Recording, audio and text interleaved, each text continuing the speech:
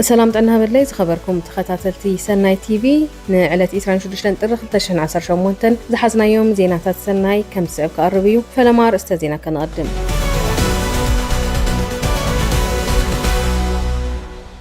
ኣብ መንጎ ሰራዊት ፌደራልን ሓይልታት ትግራይን ዝተፈጠረ ጎንፂ ሲዒቡ ንሓደ ሰሙን ተቋሪጹ ዝጸንሐ በረራታት መንገዲ ኣየር ኢትዮጵያ ሎሚ ንግሆ ከም ዝጀመረ ተገሊጹ ንረብሓ ብሄር ሓበራዊ መስዋዕቲ ዝኸፈሉ መናእሰይ ነንባዕሎም ክተኸሱ ምርኣይ ጠንቂ ሰላም ካብ ምዃን ሓሊፉ ጸሊም ታሪክ ትግራይ እዩ ክብሉ ሓላፊ ቢሮ ጉዳይ መናእሰይ ትግራይ ኣይተሓይሽ ስባጋድስ ገሊጾም ንኢትዮጵያ ንምጉዳእ ባንዳታት ብገንዘብ ዝሕግዙ ሓይልታት ስለዘይከኣልዎ ንሳቶም እንትኸስሩ ንሕና ጉዕዞና ክንቅጽል ኢና ክብሉ ቀዳማይ ሚኒስተር ዶክተር ኣብይ ኣብ ቤት ምክሪ ተወከልቲ ህዝቢ ገሊጾም ለብዘበን ዝካየድ መረፃ ሰላማዊ ፍትሓውን ሓቋፍን ከምኡውን ካብ ዝሓለፈ መረፃ ዝሓሸ ክኸውን መንግስቲ ጠንኪሩ ይሰርሕ ከም ዘሎ ቀዳማይ ሚኒስተር ዶክተር ኣብይ ኣሕመድ ሓቢሮም ኣብ ሃገረ ሱዳን ኣብ ዝርከብ ማእኸል መዕቆቢ ተጋሩ ስደተኛታት ተንዳቦ ብዘጋጠመ ሓደጋ ባርዓዊ 7 ገዛውቲ ተቓፂሎም ካብ ዜና ወፃኢ ድማ መንግስቲ ኣሜሪካ ብሰንኪ በጀት ዘይምጽዳቑ መንግስታዊ ግልጋሎታት ተዓጽዮም ናይ ዚዮምን ካልኦትን ዝርዝር ዜና ከም ዝስዕብ ክቐርብ እዩ በብዘለኹምዎ ሰናይ ምክትታል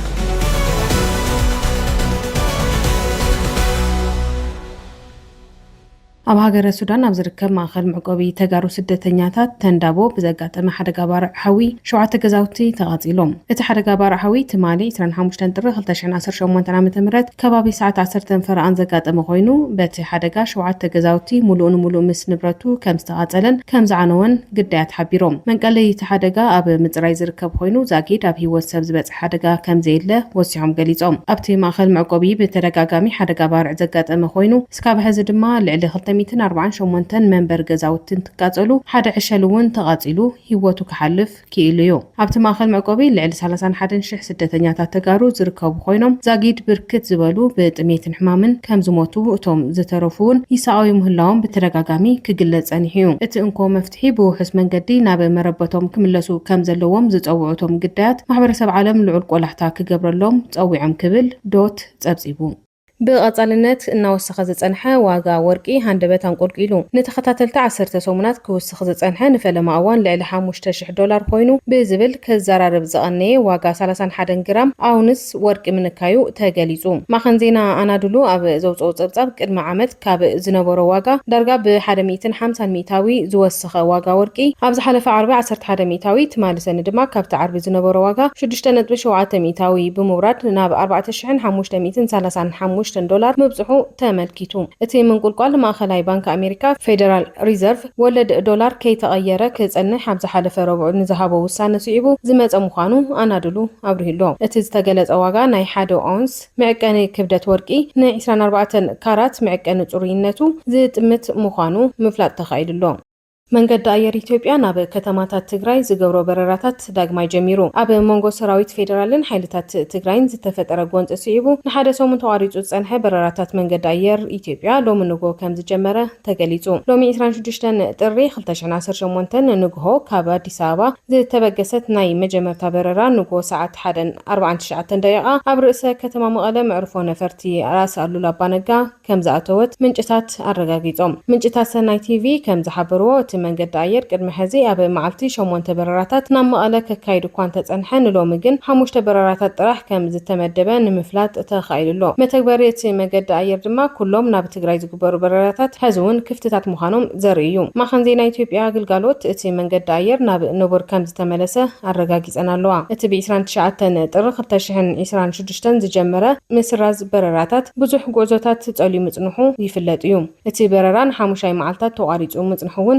ዝዝከርዩ በተዛማዲ ዜና ካብን ናብን አዲስ አበባ መቐለ ዝጀመረ በረራ ቀጻሊ ምዃኑ ዓለም ለኸ መዕርፎ ነፈርቲ ኣሉላ ኣባነጋ ኣፍሊጡ ኣብ ዝቐንያ ተቋሪጹ ዝነበረ ግልጋሎት በረራ ኣየር ጥሪ 26 2018 ዓ.ም ምጅማሩ ዋና ማናጀር ዓለም ለኸ መዕርፎ ነፈርቲ ኣሉላ ኣባነጋ መቐለ ኣይተንዳልክ ጉዙ ገሊጾም ን5 መዓልታት ተቋሪጹ ድሕሪ ምጽንሑ ሎሚ ዝጀመረ ግልጋሎት በረራ ብስሩዕነት ከም ዝቕጽል ኣይተንዳልክ ጉዙ ንቴሌቪዥን ትግራይ ብስልክ ዝሃብዎ መብርሂ ገሊጾም እዮም ተጓዓዝቲ ዝሓዘት ነፋሪት ሎሚ ንግሆ ካብ ኣዲስ ኣበባ ናብ መቐለ ከም ዝኣተወት እውን ኣይተንዳልክ ወሲኾም ሓቢሮም ንረብሓ ብሄር ሓበራዊ መስዋዕቲ ዝኸፍሉ መናእሰይ ነንባዕሎም ክታኸሱ ምርኣይ ጠንቂ ሰላም ካብ ምዃኑ ሓሊፉ ጸሊም ታሪኽ ትግራይ እዩ ክብሉ ሓላፊ ቢሮ ጉዳይ መናእሰይ ትግራይ ኣይተ ሓይሽ ስባጋድስ ገሊጾም። ኣይተ ሓይሽ ነዚ ዝበሉ ብምትሕባር ኤምባሲ ካናዳን ኪነ ጥበባዊ ማሕበር ጩራ ቦጊዳን ክፋላት ማሕበረሰብ ኣብ ኣገዳስነት ህንጸት ሰላም ኣመልኪቱ ኣብ ከተማ መቐለ ዝተኻየደ መድረኽ እዩ። ኣካይዲ ስራሕ ኪነ ጥበባዊ ማሕበር ጩራ ቦጊዳ ኣይተ ቢንያም ናደው ብወገኑ ማሕበረሰባዊ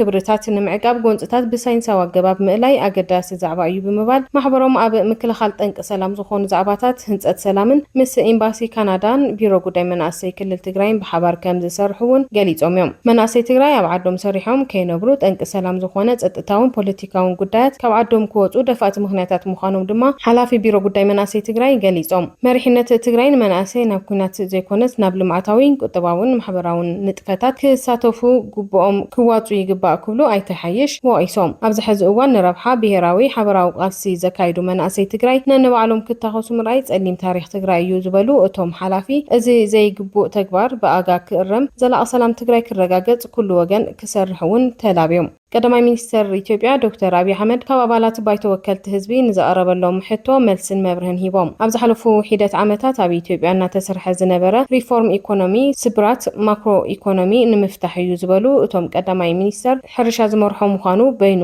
ኢኮኖሚ ስብራትና ስለዘይጽግን ብዝሃ ዘፈር ኢኮኖሚ ብምኽፋት ጽሬት ዘለዎ ዕቤት ንምፍጣር ከም ዝተሰርሐ ኣፍሊጦም። ኢትዮጵያ ንዝሓለፉ 20 ዓመታት ጥዑይ ዘይኮነ ለቓሕ ብምልቃሓን እቲ ለቓሕ ንምኽፋል ዘይምኽኣላን ለቓሕ ክትልቃሕ ዘይትኽእል ሃገር ኮይና ምንባራ ብምግላጽ ኣብ ዝሓለፈ ሒደት ዓመታት ኣብ ዓውዲ ኢኮኖሚ ኣብ ታሪኽ ኢትዮጵያ ዝዕግብ ውጽኢት ዝመጸሉ ዘበን ምዃኑ ኣብርሆም እዮም። ግድብ ህዳሴ ኣባይ ንምስራሕ ኢትዮጵያ ዝኾነ ይኹን ሓገዝ ከም ዘይረኸበት ዝሓበሩ ቀዳማይ ሚኒስትር ዶክተር አብይ አሕመድ ኣብ ውሽጥን ወጻኢ ዓድን ዝርከቡ ጀጋኑ ኢትዮጵያውያን ብቆራጽነት ዝሰርሕዎ ግድብ ምዃኑ ነቲ ቤት ምኽሪ ኣብርሆም እዮም። ጉዳይ ነዳዲ ኣብ ካልኦት ከባቢታት ዓለም በብመዓልቱ ዝቀያየር ዋጋ ዝቕመጠሉ እንትኸውን ኣብ ኢትዮጵያ ግና በብመዓልቱ እንተተወሲኹ ህዝቢ ክጉዳእ እዩ ብዝብል መንግስቲ ነቲ ኪሳራ ተሸኪሙ ኣብ ዝሓለፈ ዓመትን ፈረቓን 7 ግዜ ከም ዝወሰኸ ኣብርሆም። ብተወሳኺ ለብ ዘበን ዝካየድ መረፃ ሰላማዊ ፍትሓውን ሓኣፉን ከምኡውን ካብ ዝሓለፈ መረፃ ዝሓሸ ክኸውን መንግስቲ ጠንኪሩ ይሰርሕ ከም ዘሎ ቀዳማይ ሚኒስትር ዶክተር አብይ አሕመድ ወሲኾም ሓቢሮም። እቲ መረፃ ብዝምልከት ንህዝቢ ኢትዮጵያ ዘለና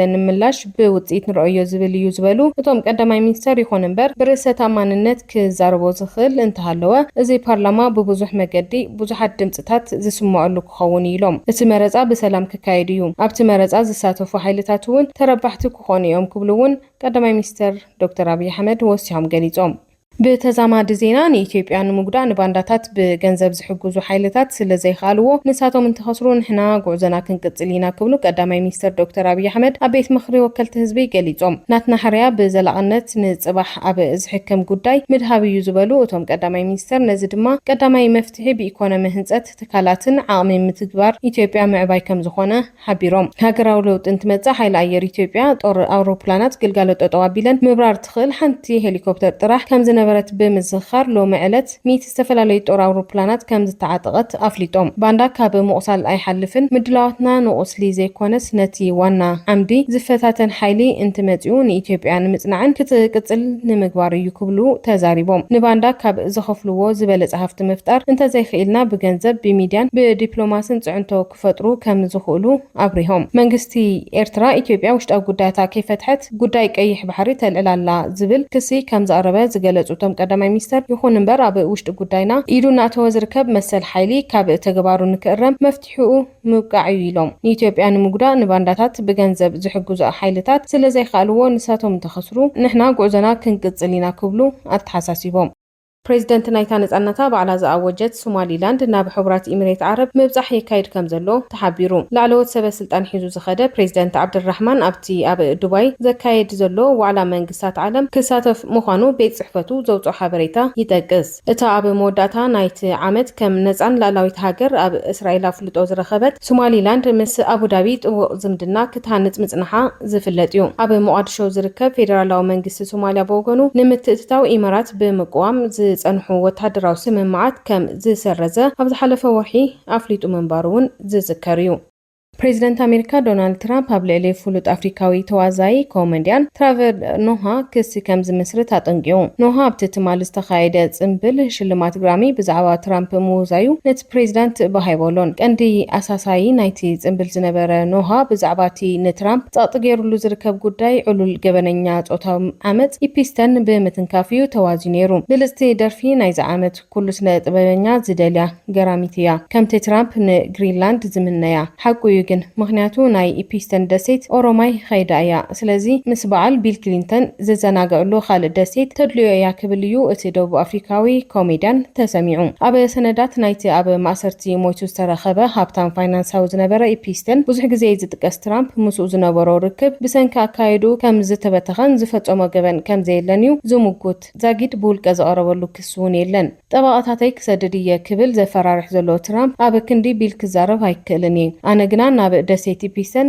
ኸይደ ይኹን ኣብ ጥቑ ቀሪበ ኣይፈልጥን ክሳብ ናይ ሎሚ ምሸት ዘይቁኑዕ ናይ ጸለመ መግለፂ ድማ ኣብኡ ከም ዝነበርኩ ተኸሲሰ ኣይፈልጥን እየ ወላ ብዞም ሱናዓት ማዕኸናት ዜና ዝበለ ትራምፕ ኖሃ ተዳሎ ክትፃወተልካ እየ ክብል እውን ኣብ ናቱ ማሕበራዊ መራኸቢ ትሩዝ ሶሻል ኣብ ዝሃቦ ምላሽ ገሊጹሎ። ምስ ኢፒስተን ርክብ ዝነበሮ ፕሬዚደንት ኣሜሪካ ነበር ቢል ክሊንተን እውን ኣብቲ ብሰመዚ ጸጥታ ዝተቃልዐ ሰነዳት ተጠቂሱሎ። ክሊንተን ግን ምስ በደላት ኢፒስተን ዘራኸቦ ጉዳይ ከም ዘየለ ገሊጹሎ። ኣብዚ ቀረባ መዓልታት ዝወፀ ብሚልዮናት ዝቁፀር ሰነዳት ኣስማት ብዙሓት ሃፋትን ፖለቲከኛታትን ኣባላት ነገስታትን ከም ዝርከብዎ እውን ተገሊጹሎ። መንግስት ኣሜሪካ ብሰንኪ በጀት ዘይምጽዳቑ ግልጋሎት ዝህባ መንግስታዊ ትካላት ዳግማይ ተዓጽን። እቲ ሳልሳይ መዓልቱ ሒዙ ዘሎ ክፍላዊ ዕፅዋ መንግስቲ ንጥፈታት ጎዲእዎ ከም ዝርከብ ተሓቢሩ። ቀንዲ ምክንያቱ ድማ ኣብ መንጎ ኣባላት ሰልፊ ዲሞክራትን ገዛኢ ሰልፊ ሪፐብሊካንን ኣብ ትሕዝቶ ባጀት ዘይምስምዕማዕ ምዃኑ ተሓቢሩሎ። ኤምባሲ ኣሜሪካ ኣብ ኢትዮጵያ ብሰንኪ ኩነታት ዝህቦ ግልጋሎት ተደሪቱ ከም ዘሎ